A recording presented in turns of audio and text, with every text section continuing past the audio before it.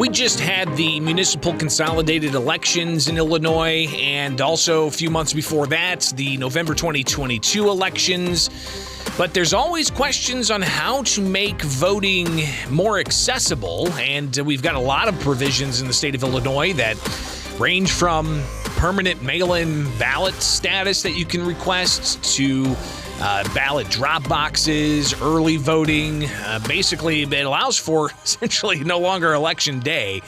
It's election month, and you even include the 2 weeks it takes to count those ballots when they get mailed in.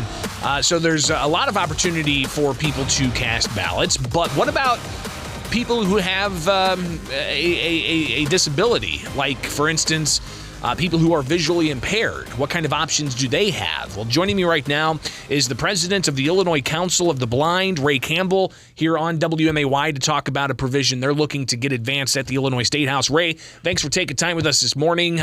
Good to hear from you and to talk about this issue, which is very important for your members. So kind of give us the lay of the land, what you guys are facing here. Sure. Thanks for giving us the opportunity, Greg. Appreciate it so much. Back in just a quick Reader's Digest version of things here. So back in 2020, as many people know, with the COVID pandemic, provisions were put in place to greatly expand and encourage the use of vote by mail to, keep people away from each other and that sort of thing. So when that happened, there weren't provisions initially put in for people who are blind or visually impaired. So, basically we were going to still have to go out in person and vote either early or on election day. So a coalition of organizations, the National Federation of the Blind of Illinois, the Illinois Council of the Blind, and Equip for Equality worked together with the State Board of Elections, and they put a system in place that allowed people who are blind or visually impaired to independently receive and mark their ballots. They still had to find a way to print them out and get them back to the election authorities, but at least that system was put in place. But it wasn't well marketed and well publicized and didn't get a whole lot of use.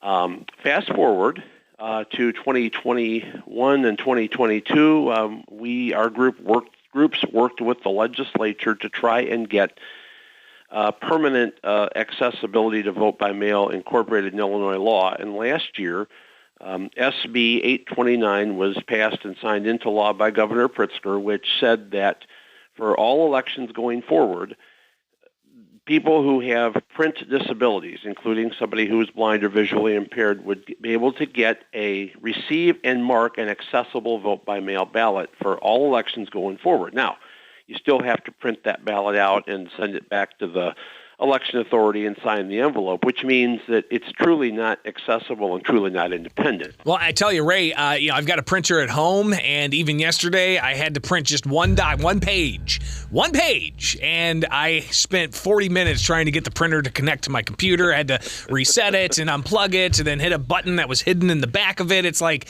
I can see, and it was still frustrating. I ran out of toner in mine a couple weeks ago trying to print something. Right.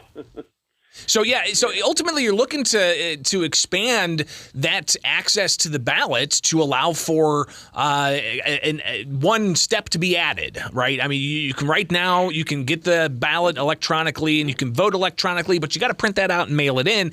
You guys are looking to change the law to allow for electronic voting, essentially.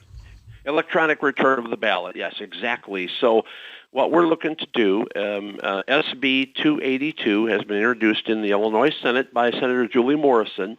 And what that would do is allow people who have print disabilities, as well as those military and overseas voters, to return their ballots electronically. Currently, 14 states allow people who have print disabilities to do this, and 32 allow for the UOCAVA voters, the overseas voters, to return their ballots electronically. And by the way, no security issues that we're aware of. And it runs the political gamut of states that have done this, and they have various ways of doing it. But that's what we're trying to get advanced in Illinois. Right now, nobody can return a ballot electronically in Illinois, and we want to at least get for these groups to be able to do that. Well, and I want to ask you about some of the expected opposition that there might be to this, because the idea of allowing for electronic voting seems a step too far for some. How would you ensure that it's only those who are eligible to take advantage of this are able to access the ballot in this way electronically? Well, the nuts and bolts haven't been completely locked into place on how to do it, but what we would basically say is if somebody has is a military or overseas voter, or they have a print disability, we could look at ways of authenticating and stuff like that. They would be able to receive, mark, and return their ballot electronically. As far as how to do a signature, there are various ways. In other states, they're done it. Some states, they use a PIN number. Some use a typed signature as opposed to a wet signature. There are various ways that other states have done this, and we think that it shouldn't be too hard to get this done here in the state of Illinois. As far as opposition, yes, we know there are security concerns. One group that has expressed some opposition across the country to these things in the past has been Common Cause, so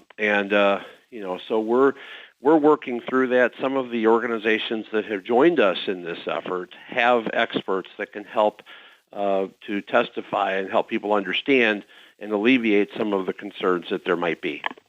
And I imagine we'll see this as part of the conversation. There are several major issues at the State House that some lawmakers say requires an omnibus bill, a bill that includes a bunch of different ideas.